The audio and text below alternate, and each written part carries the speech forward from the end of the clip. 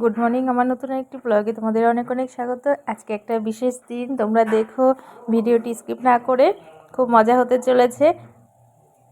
তো সকালবেলা রান্নাবান্না তোড়জোড় শুরু হয়েছে।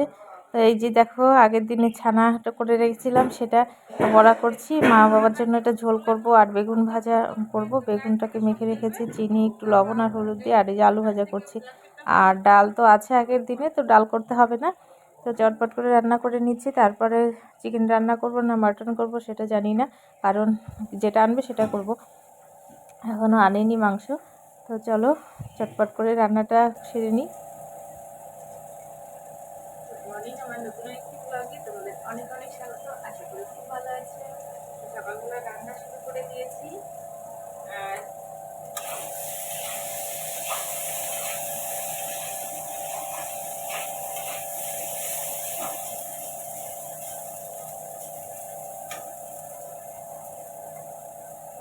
এগুলো হচ্ছে কি বলে, ছানার বড়া।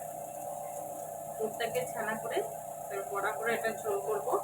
আতপ চাল মানে নুনিয়া চাল দিয়ে আর কি। দেখো মাংসটা এনেছে, মাংসটা কেটে কুটে আগেই রেখেছিলাম, মানে পেঁয়াজ রসুন টসুনগুলো। তো এরপরে ঝটপট করে করে নিলাম। আমি স্নানটাও করে নিয়েছি, মাংসটা বসিয়ে দিয়ে এখন আমার হয়ে গেছে মাংস রান্না করা। তারপরে দেখি বাচ্চাদেরকে এর মাঝখানে খাওয়াতেও হয়েছে। দেখো মাংস একদম কষানো কষানো, অনেকটা মাংস এনেছে। এর জন্য বড় কড়াই, এটা না আমার বর পিকনিকে নিয়ে যায়, মানে কড়াইটা এর জন্য এরকম কালি কালি হয়ে গেছে। এটা একদম সাদা ছিল।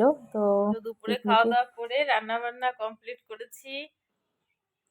সারাটা দিন এত মানে ভালো না। তারপরে মেয়েকে আজকে স্নান করিয়েছি কয়টার সময় জানো? 4টের সময়। উপায় নেই, কি করব। তো এখন ওকে ঘুম পাড়াবো। এখন বাজে হচ্ছে 5টা বাজতে 5 মিনিট বাকি আছে। তো আমি ঘুমিয়ে পড়েছিলাম। ভাবছি কি, আমার আজকে এত শরীরটা টায়ার্ড লাগছে, একটু ঘুমিয়ে পড়েছি। যে ওর ঠাম্মি তো আছেই, ঠাম্মির ঘুম হয়ে গেছে, দুপুরে ওর সাথে ঘুমিয়েছে। তো কেবল চোখটা লেগে গেছে, দাদা এসে দিয়ে গেল ওকে। আমি বললাম মা কোথায় আছে, বললো মা ঘুমোচ্ছে। আর কি বলবো বলো। তো নিয়ে আছি এখন। আর দুপুরে আমার ঘুম হয়ে গেছে।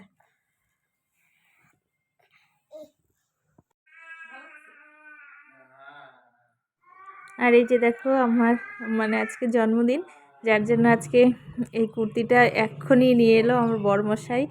আমার এত ভালো লেগেছে, কমেন্ট করে জানিও কেমন লাগছে কুর্তিটা। ভীষণ সুন্দর, সত্যিই সুন্দর কুর্তিটা। তো কেক বানানোর কথা ছিল, কিন্তু বানালাম না একটা কারণে, মানে সময় হয়নি কারণ বলছি। তো একটা ভেজ কেক দেখো নিয়ে এসছে, এত বড় একটা কেক। তো সেটাকে এখন কাটা হবে। আর এই যে বেলুন দিয়ে ডেকোরেশন করেছে একটুখানি। আর এই যে মা পায়েস করেছে বিকেলের দিকে। তো এটা দেখে মেয়ে একদম কান্না শুরু করে দিয়েছে। দেখো সেই কান্না, এত ভয় পায় না, বেলুন ফাটলে ভয় পেতে থাকে। আবার এগুলো মানে একটু আওয়াজ হলেই ভয় পেতে থাকে। তো খুব মজা করছে। তারপরে দেখো কেকটা কাটা হচ্ছে, এত বড় কেক, মানে খেয়ে মানে কুল পাবো না যাই বলো। তো দেখো সত্যিই ভাল লাগছে। আর মা এই যে পায়েস করেছে আমাকে খাইয়ে দিচ্ছে। কিন্তু কি হয়েছে বলো তো, স্পার্কেল ওই ক্যান্ডেলটা না জ্বালানোর পরে কিছুটা মানে কেমন একটা বারুদের মতো থাকে না, একটু পায়েসের উপরে পড়ে গেছিলো। তো সেটা ফেলে দিয়ে উপর থেকে তারপরে খেয়েছি আর কি। এটা সত্যি ভালো নাই ক্যান্ডেলগুলো, কিন্তু একটা মজার জন্য এটা সবাই লাগিয়ে থাকে, কিন্তু বারুদগুলো না পড়ে যেতে থাকে। তারপরে এদিকে বরমশাই বলছে যে কোথায় একটু বের হবে। আমি বললাম আজকে বের হওয়ার দরকার নেই, দেখো কি সুন্দর লাগছে না পিছনে। তো হ্যাপি বার্থডে ট্যাগগুলো ছিল, সেগুলো আর লাগানো হলো না। ওটা লাগালে বেশ ভালোই লাগতো। তো বরমশাই একটু ফটো তোলার জন্য সেলফি স্টিকটা নিয়ে এসে এই যে ভিডিও করছে এরকম করে, তো পুরো ঘরটা আর কি দেখানোর জন্য। আর একটা দাদা আসার কথা ছিল তার ফ্যামিলিতে, হঠাৎ করে তাদের বাড়িতে গেস্ট আসার জন্য তারা আসতে পারেনি। তো যাই হোক, বেশ ভালোই কাটলো। এই যে আমরা খেতে বসে গেছি, মা রুটি করেছে, তো মা বাবাকে ওই ঘরে দিয়েছি তরকারি রুটি, আর পায়েস করেছে, পায়েস রুটি দিয়ে দিয়েছি। আর এই ঘরে মাংস রুটি খাচ্ছে বর, আমি প্রেশারে আমার জন্য একটু ভাত করে নিয়েছি। এই যে, তো চলো খাওয়া দাওয়া করে নিই।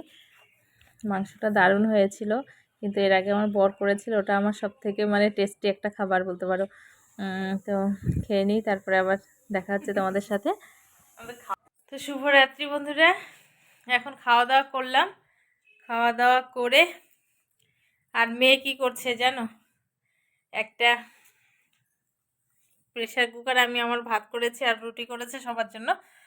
এদিকে আমি ভাতটা করেছি, ভাতটা যেটুকু নিয়েছি আর একটু একটু লেগেছিল, ওই প্রেসার কুকার নিয়ে মেয়ে একদম চামচ নিয়ে বসে গেছে, সারা ঘর ভাত ছড়িয়েছে। তো ওগুলো সব পরিষ্কার করে এলাম। তো দেখো অনেক দিন পর ঘরটাকে সুন্দর করে গুছিয়েছি, কেমন লাগছে বলো? একদম যাকে বলে পরিপাটি করে গোছানো। এরকম করে গোছানোর সময় হয় না। আজকে যেহেতু রবিবার গেল, ছুটি ছিল, সন্ধেবেলাটা এগুলো ঘরটর গোছালাম। না হলে এখানে জামা কাপড়, ওখানে জামা কাপড়, একবারে অগোছালো অবস্থা। তো আজকে আমার জন্মদিন গেল, বেশ ভালোই কাটলো। কেক বানাতে বললাম, যে কেকটা বানাতে চেয়েছিলাম, তো বানানো সময় হয়ে ওঠেনি, আর নিজের জন্য না কেকটা বানাতে ইচ্ছে করেনি। তারপরে বড়মশাই একটা কুর্তি দিয়েছে, যেটা পরেছিলাম সেটা দেখলে। তারপরে এখন এই যে মেয়েকে নিয়ে খাওয়াবো, বিছানাটা গোছাবো। তো চলো আজকের মতো এ পর্যন্তই।